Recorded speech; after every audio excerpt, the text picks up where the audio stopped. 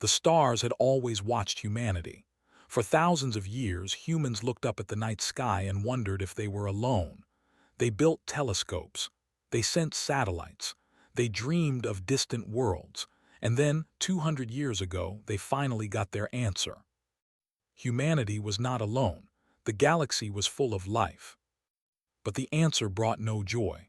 The galaxy did not welcome Earth's children. Instead, it laughed at them. Admiral stood on the bridge of the Resolve, Earth's greatest warship. He was 63 years old, with gray hair cut short and eyes that had seen too much. Behind him, through the massive viewing window, he could see the fleet. Thousands of ships hung in the darkness of space, their lights blinking like a new constellation. They had gathered here, in the empty space between stars, where no alien sensors could find them. Remembered the old stories. His grandfather had been a young man when the first alien ship appeared above Earth. The whole world had celebrated. People danced in the streets. They thought it was the beginning of a golden age. They were wrong. The aliens came from something called the Galactic Council. It was an alliance of 12 species who controlled most of the galaxy. They were tall and thin, with 4 eyes and skin like pale marble. There were massive creatures, built like bears but with scales instead of fur. They were small and quick, with too many arms and voices that sounded like breaking glass. These 3 species led the council. They had ruled the galaxy for 10,000 years, and when they looked at humanity, they saw nothing worth respecting. His grandfather had told him about the first meeting. Earth's leaders had prepared for months. They brought gifts. They prepared speeches about peace and cooperation.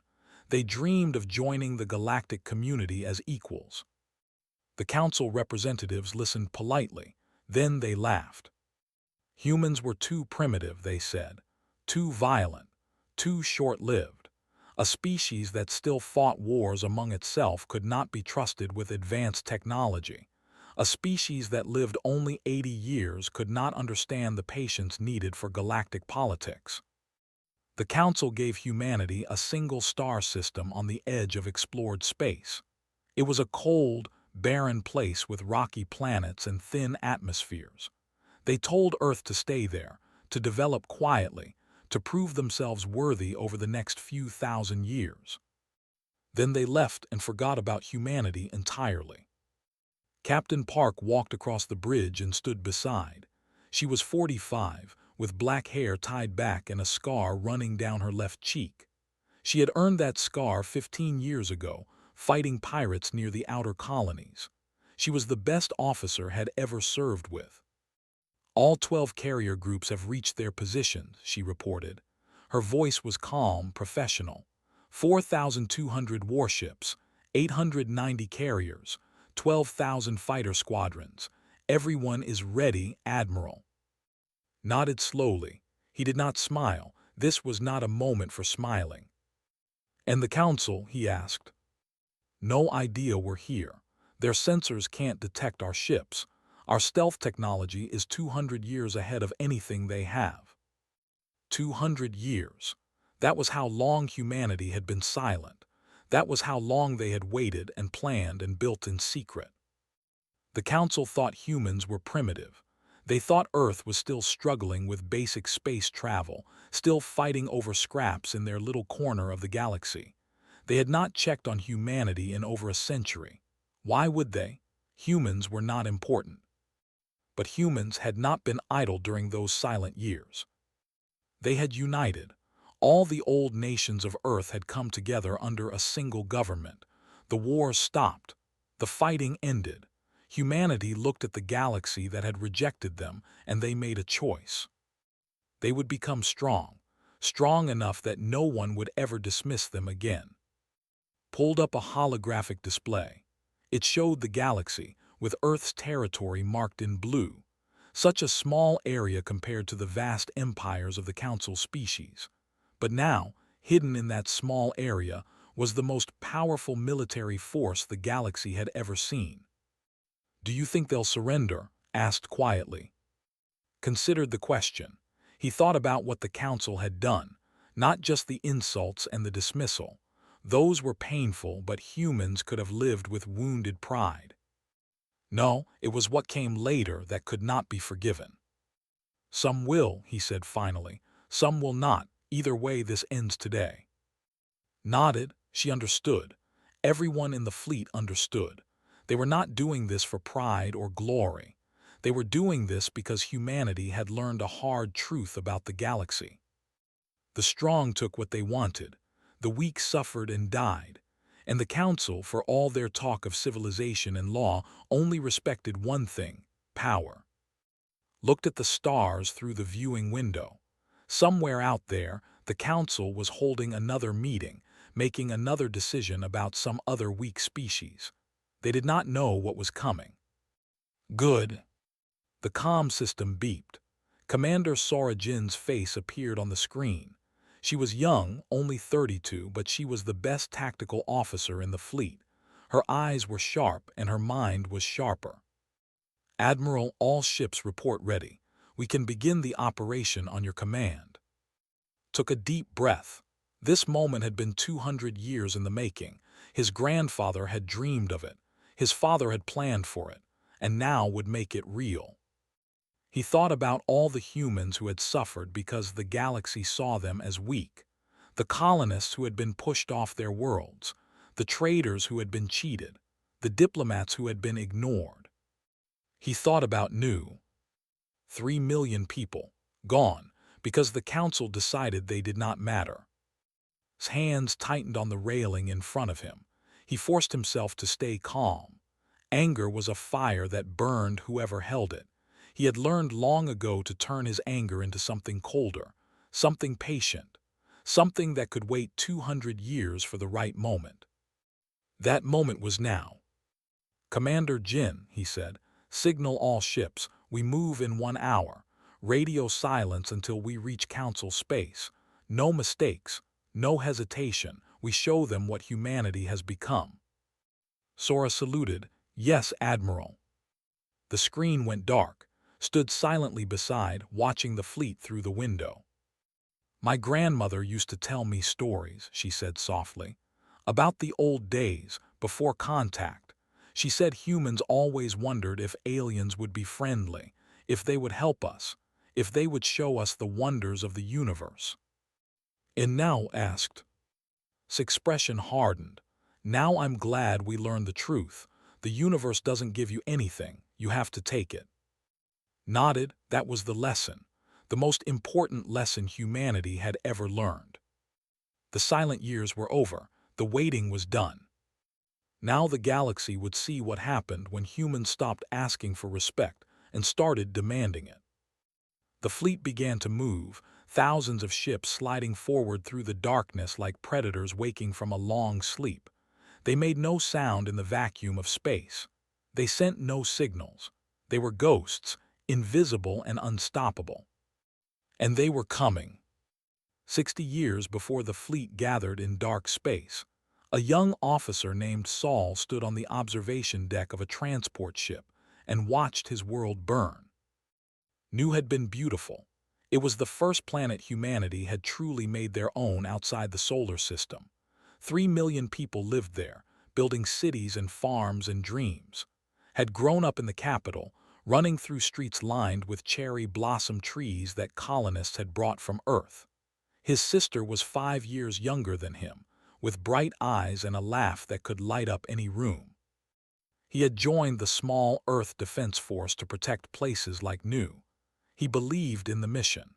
He believed that if humanity worked hard enough and behaved well enough, the Council would eventually accept them. He was 24 years old and still believed in fairness. The changed everything. The Dominion was one of the most powerful species in the Council. They were huge creatures, standing 3 meters tall, covered in gray-green scales.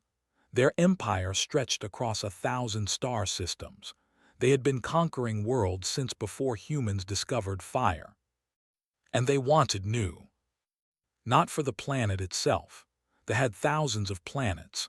They wanted what was underneath it. Deep in New's crust were deposits of a rare mineral called. It powered the most advanced starships. It was worth more than gold, more than diamonds, more than anything humans had ever known. Earth's diplomats tried to negotiate. They offered to share the mining rights. They offered to sell the at fair prices. They offered everything they could think of. They did not want to share, they wanted it all. So they went to the council and filed a claim. They said that new was in their territory. They produced old star charts that showed the system had once belonged to them. The charts were fake, but who would challenge they had the largest fleet in the galaxy. They had seats on the council's ruling body. They had power. Earth had nothing. The council ruled in favor of It took them 3 hours to decide the fate of 3 million people. Remembered receiving the news. He was on patrol duty when the message came through. At first, he did not understand. The council had ordered all humans to leave New within 30 days. The planet was now property. 30 days, 3 million people. It was impossible. Earth scrambled to send evacuation ships, but there were not enough. There were never enough. The colony had grown faster than anyone expected.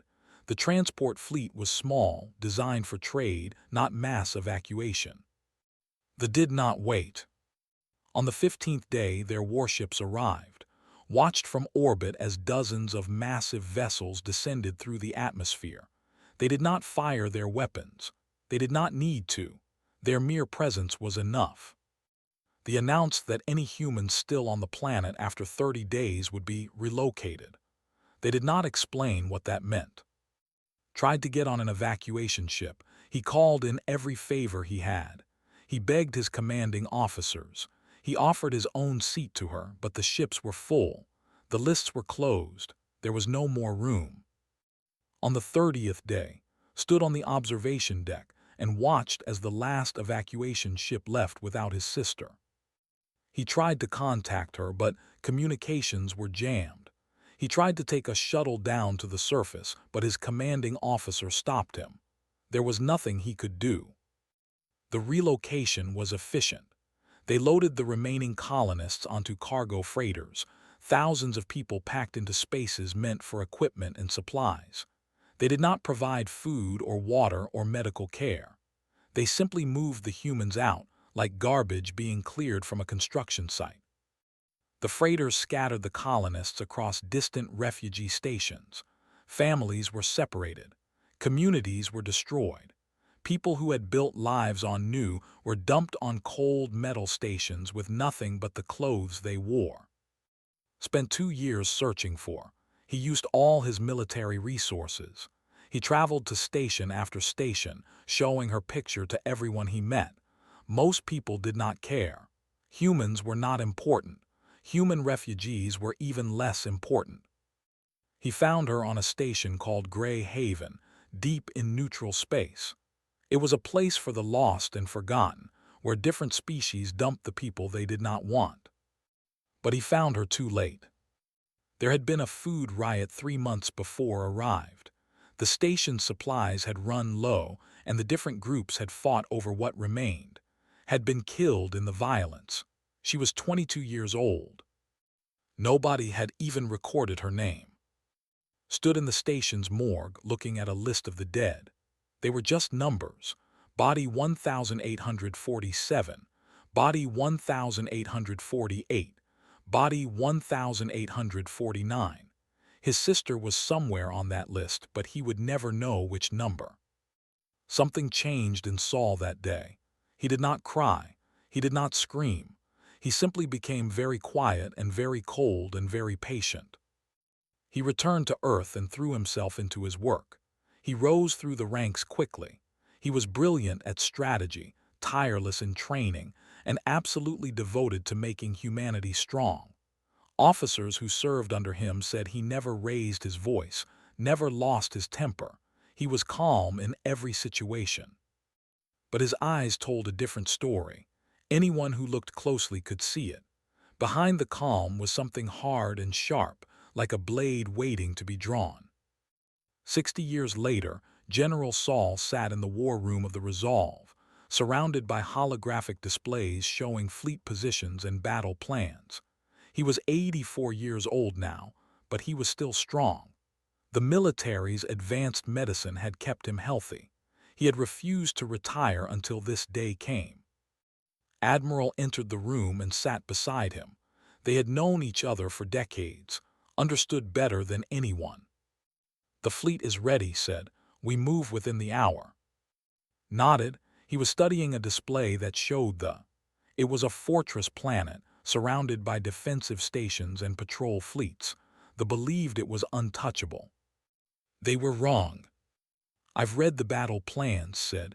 "They're good, but I want to lead the ground assault personally." Raised an eyebrow. "You're a general. Generals don't lead ground assaults." "This one does." Studied his old friend's face. He saw the calm expression, the steady eyes. He also saw what was underneath. "Is this about revenge?" asked quietly. Was silent for a long moment. When he spoke, his voice was soft. "My sister believed in people. She thought if we showed the galaxy our best selves, they would accept us. She wrote letters to alien cultural exchange programs. She studied alien languages. She wanted to be a bridge between species." He paused. "They threw her away like garbage, not because she did anything wrong, just because she was human, just because we were weak." Turned to face directly. "This is not about revenge. Revenge is hot. Revenge is stupid. This is about making sure no human child ever dies forgotten on some station because the galaxy decided we don't matter."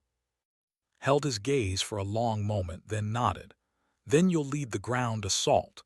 The carrier Nu will be your command ship." For the first time in 60 years, something flickered in his eyes. Pain, perhaps, or gratitude, or something too complex for words. "Nu," he repeated softly. "I thought it was appropriate." Stood and walked to the window.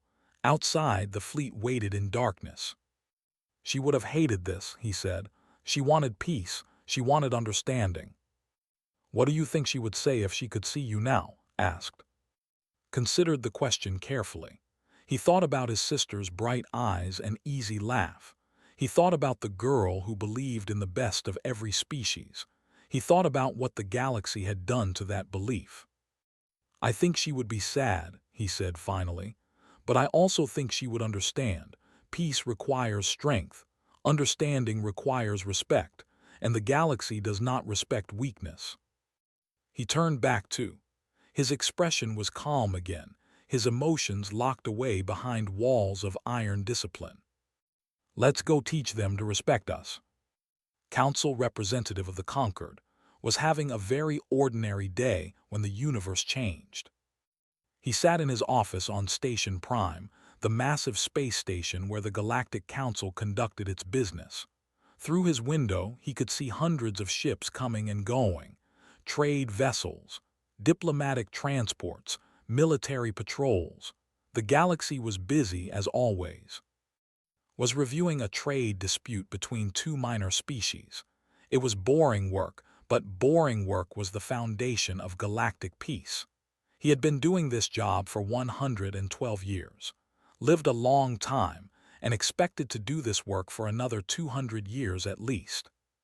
His assistant Kel burst through the door.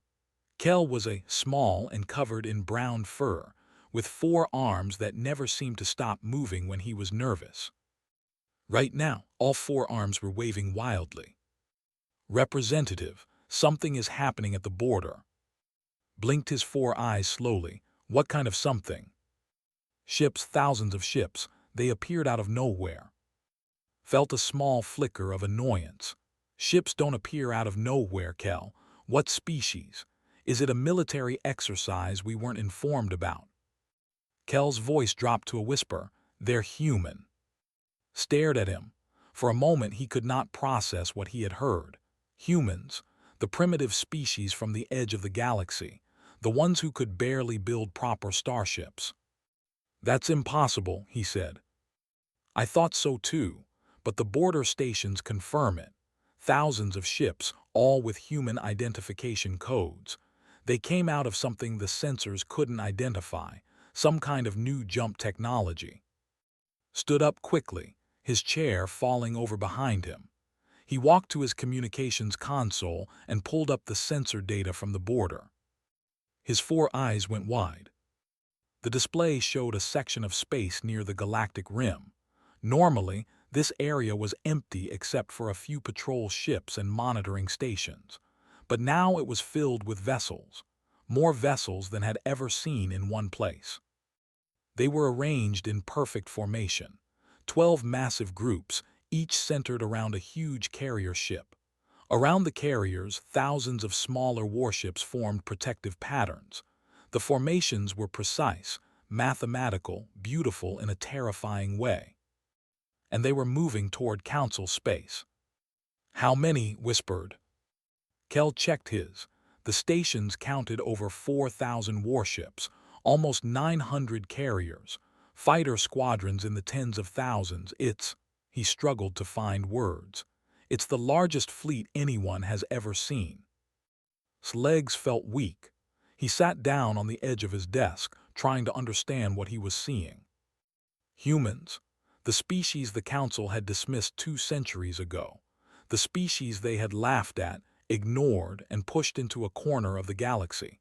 That species now had more military power than all of the Council combined. How was this possible? The door opened again and High Chancellor stormed in. Was a massive and covered in dark green scales. He was the leader of the Council, and he was furious. "I want to know how this happened," he roared. "We have spies in every system. We have sensors watching every border. How did the humans build a fleet of this size without us knowing?" Shook his head slowly. "I don't know. Our intelligence reports from Earth showed them struggling with basic interstellar travel. They had maybe 100 ships total, mostly small transports." Then our intelligence was wrong, slammed his massive fist against the wall, leaving a dent in the metal. "Someone is going to pay for this failure." Kel made a small sound of fear and backed toward the door, noticed him and pointed a clawed finger. "You get me contact with the human fleet. I want to know what they think they're doing." Meanwhile, aboard the Resolve, Commander Sora Jin watched her tactical displays with satisfaction. Everything was going exactly according to plan. "The Council is reacting," she reported to Admiral. "They're scrambling to contact us. Their border stations are sending emergency signals. The border patrol fleets are retreating." Nodded, he stood at the center of the bridge, hands clasped behind his back, watching the stars through the viewing window. "What about their main military forces?" he asked. "Still in defensive positions around there. They're not moving to intercept. I think they're in shock." Captain Park smiled slightly.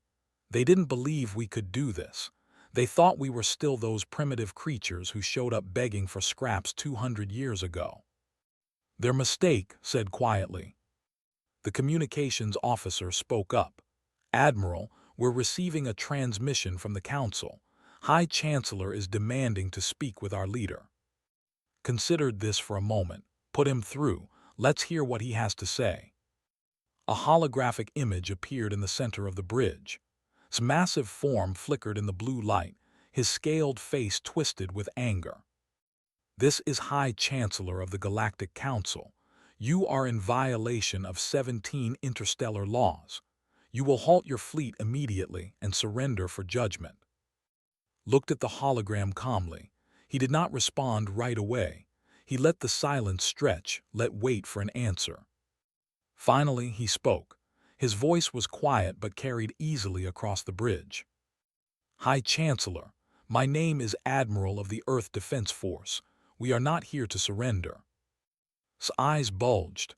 "Then what do you think you're doing? This is an act of war." "No," said. "This is an arrival. For 200 years humanity has been silent. We have been patient. We have been invisible. That time is over. We are here now and we have some demands." Laughed. It was a harsh, ugly sound. "Demands? You dare make demands of the Council? We will crush your pathetic fleet. We have 1,000,000 ships. We have weapons you cannot imagine." His expression did not change. "I know exactly what weapons you have, Chancellor. We've been watching you for a long time. studying your technology, learning your tactics, improving on both. He gestured and the tactical display changed. It showed the three main council, the capital, the home station, and the fortress world. Around each one, red dots appeared, hundreds of them. You are currently surrounded, continued. My ships reached their positions while your border forces were still trying to understand what was happening. If I give the order, we can destroy your capitals within minutes. The bridge was silent. On the hologram's face had gone pale under his scales. You're bluffing, he said, but his voice was uncertain. I never bluff, but I am also not unreasonable. We did not come here to destroy, we came here to be heard. The Council dismissed humanity 200 years ago. You us our rights. You stole our colonies. You killed our people and called it legal. His voice hardened. That ends today. We have demands, Chancellor. Agree to them and your worlds will be safe. Refuse, and we will show you exactly what humanity has become. Was silent for a long moment. Then slowly the anger drained from his face. It was replaced by something, watching from his office, had never seen on a before. Fear. What do you want? Asked. We want what we should have had from the beginning. Recognition, respect, a seat at the table, and we want justice for every human who suffered because you decided we weren't worth protecting. Sarah Jin leaned close to Park. Do you think they'll accept? Watch's face on the hologram.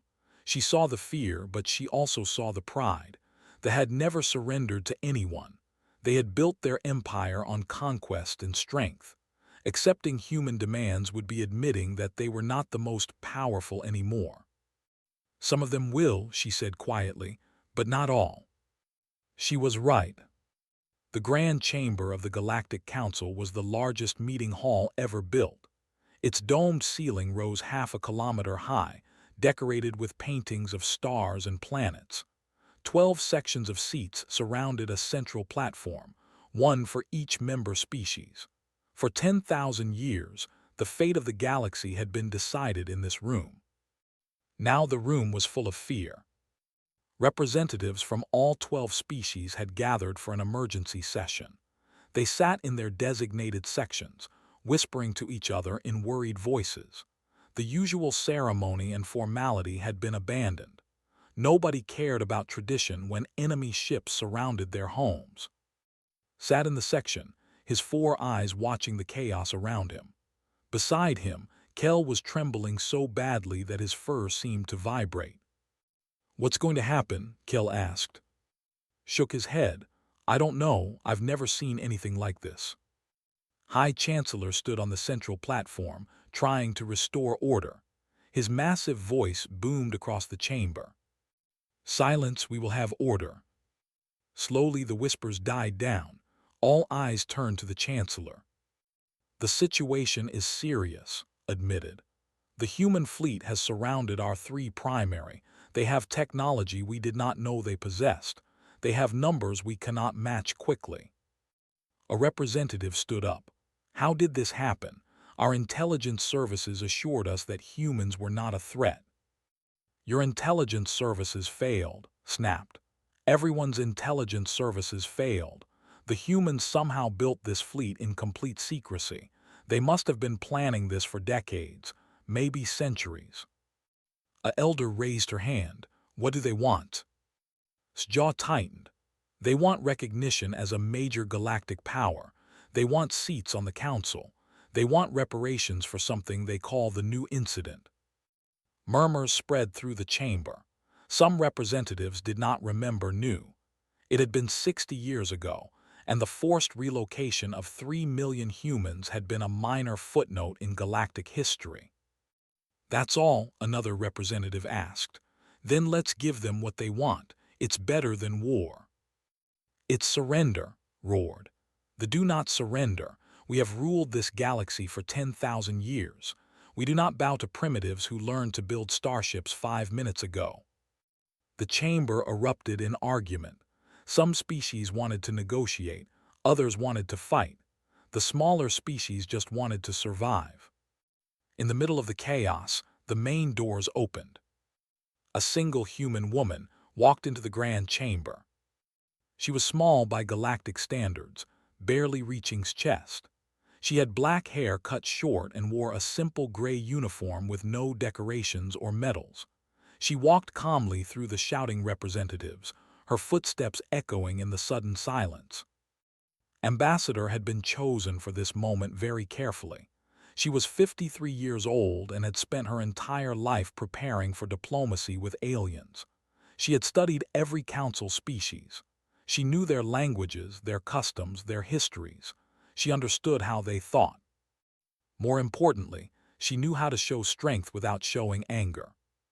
She reached the central platform and stood facing. The Chancellor towered over her, but she did not seem intimidated. She simply waited, calm and patient, until the room fell completely silent. "High Chancellor," she said. Her voice was quiet, but it carried to every corner of the chamber. "Representatives of the Galactic Council, my name is, I speak for Earth." Stared down at her. "You should not be here. This is a council meeting. Humans are not members." "No," agreed. "We are not. That is one of the things that needs to change." She reached into her pocket and pulled out a small device. A holographic display appeared above the central platform, showing the galaxy. Earth's territory was marked in blue, a tiny spot on the edge, but scattered throughout the galaxy, red dots appeared everywhere. "These are the current positions of our fleet," said. "Not just the ships around you. We have vessels in every major trade route. We have stealth fighters monitoring every council military base. We have been here, watching you, for longer than you know." The chamber was absolutely silent. Every representative stared at the display in horror. "You are not facing Earth," continued. "You are facing what Earth became because of you." She let that sink in for a moment before continuing. 200 years ago, you laughed at us. You gave us a barren corner of the galaxy and told us to stay quiet. You ignored our requests for fair treatment. You allowed your member species to steal our colonies and abuse our people. And through all of it, we said nothing. Her voice hardened. "We said nothing because we were weak, but we are not weak anymore." Finally found his voice. "What exactly do you want?" Raised one hand and began counting on her fingers. "First, immediate recognition of human sovereignty over all territories we currently occupy. Second, reparations for the new relocation and all similar incidents. Third, permanent seats on the Galactic Council with full voting rights. Fourth, a formal apology from every species that participated in the oppression of humanity." Laughed, but it was a nervous sound. "And if we refuse?" Did not answer immediately. She simply looked at him, her expression calm and cold. Behind her, every screen in the chamber flickered. The holographic display changed, showing targeting data.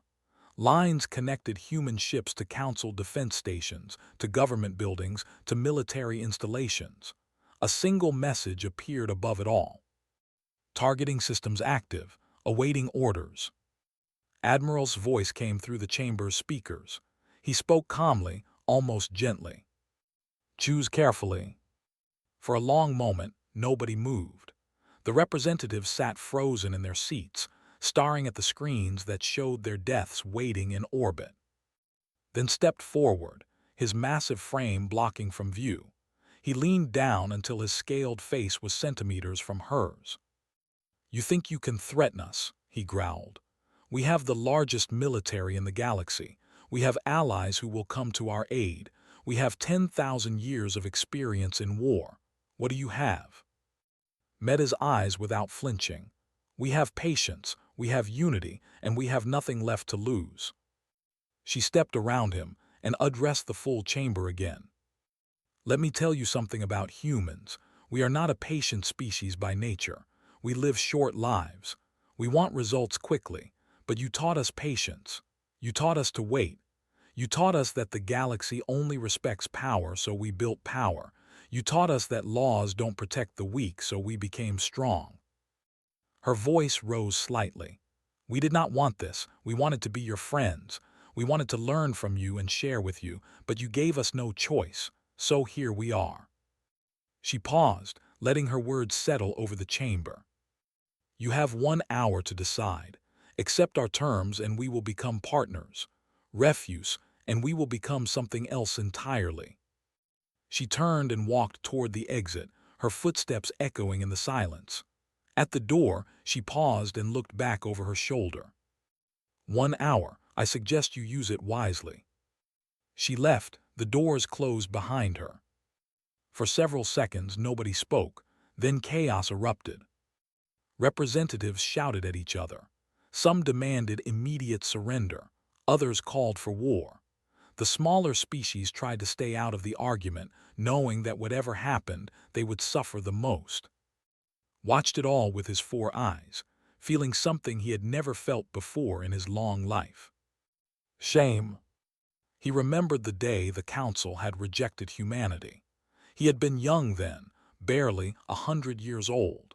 He had laughed along with everyone else at the primitive species that dared to think they could join the galactic community. Now he understood. They had not been laughing at primitives. They had been laughing at their future conquerors. And they had created them. The elder turned too. What do you think we should do? Looked at the display still showing the human fleet positions. So many ships, so much power, all of it built in silence, in secret, in the darkness between stars. I think, he said slowly, that we should have been kinder. The hour passed quickly. High Chancellor made his choice. In the end, pride was stronger than fear. They had never surrendered in 10,000 years of galactic dominance. They would not start now, not to a species they had once dismissed as primitive animals. When the hour ended, stood before the council and declared war on humanity. The abstained from the vote, the abstained as well. Several smaller species quietly their representatives from the chamber, wanting no part of what was coming. But they had enough allies to pass the declaration and ordered his fleet to engage the human forces immediately. He expected a battle. He expected losses on both sides. He expected that the superior experience of commanders would eventually overcome human numbers. He was wrong about everything. General Saul stood on the bridge of the carrier Nu, watching the border world of Ashen Prime on the tactical display. It was a fortress world, heavily defended, with orbital platforms bristling with weapons and ground installations protected by energy shields. The thought it was invincible, they were about to learn otherwise. All units report ready, Captain Park's voice came through the comm. Admiral has given authorization. We are cleared to engage. Nodded slowly. He had waited 60 years for this moment. 60 years of training, planning, and preparing. Now the time had come. Begin the operation, he said. The battle for Ashen Prime lasted 9 hours. In galactic terms, it was over before it started. Human warships moved in perfect coordination, their tactics unlike anything they had seen before. They did not engage in the traditional stand-up fights that Council species preferred.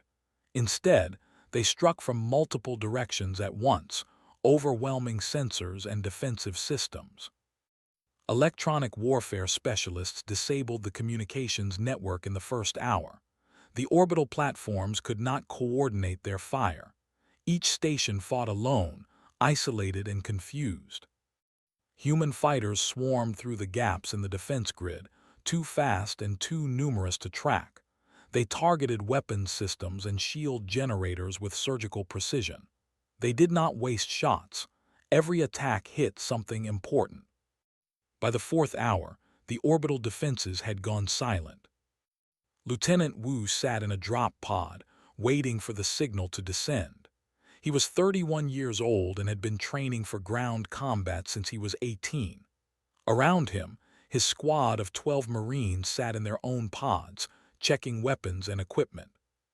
The signal came, the pods launched. Wu felt the familiar sensation of acceleration pressing him into his seat.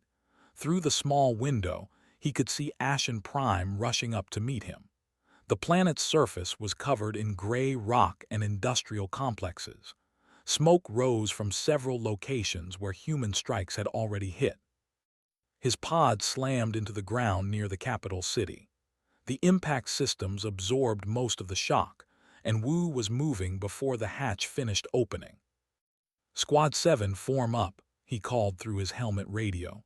"We're moving toward the government district. Stay sharp, stay together."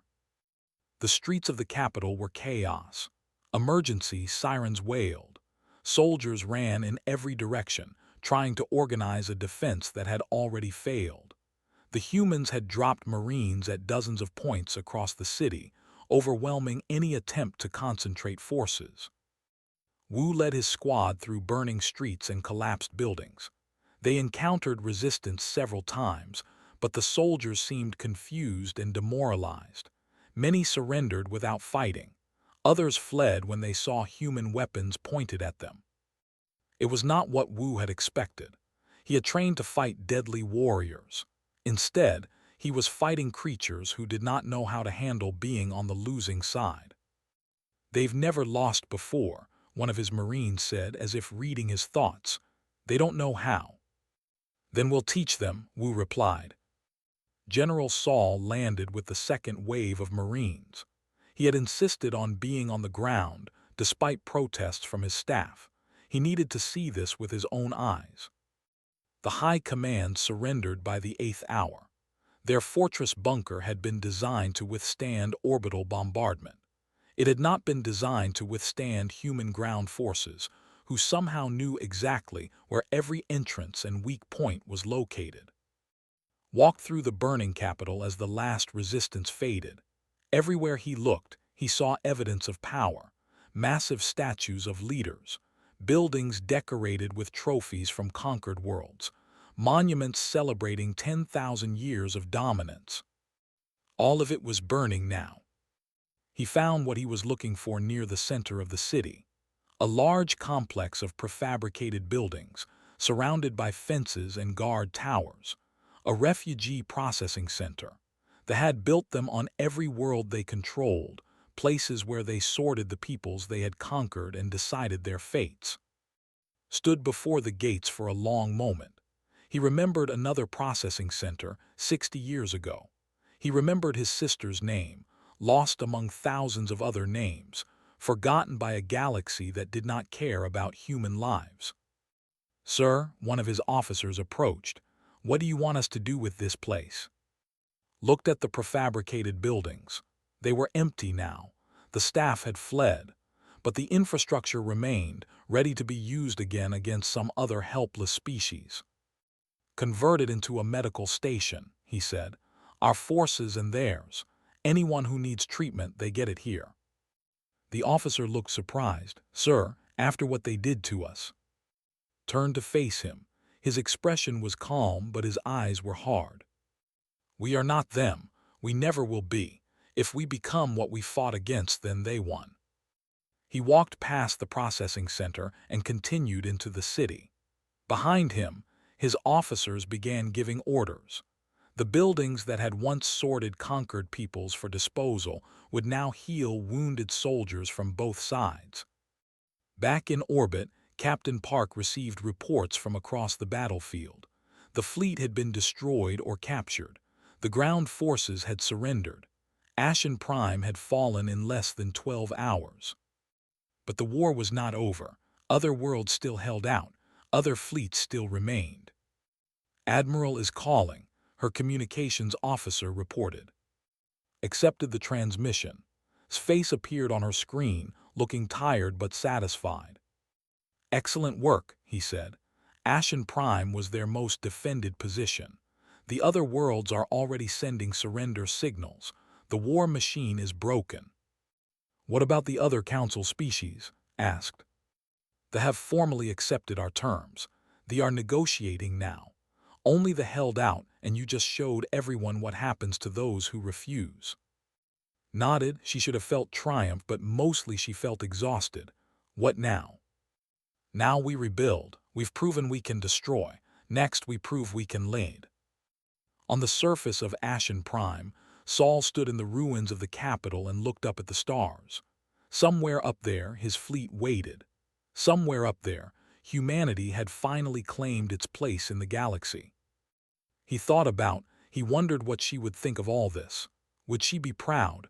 Would she be horrified? Would she understand why it had been necessary? He would never know. She had died 60 years ago, forgotten and alone. Nothing could change that. No victory, no matter how complete, could bring her back. But maybe, just maybe, no human child would ever die that way again. That would have to be enough. Sir, an officer approached. We've found civilians hiding in the shelters, thousands of them. What should we do? Looked at the officer. He saw fear there, uncertainty. The had ruled by terror for 10,000 years. Everyone expected humanity to do the same. But humans were not. Feed them, said. Give them water and medical care. Let them see that we are not here to conquer, we are here to change. The officer saluted and hurried away, watched him go, then turned back to the stars. The fire was over. Now came the harder part. Building something better.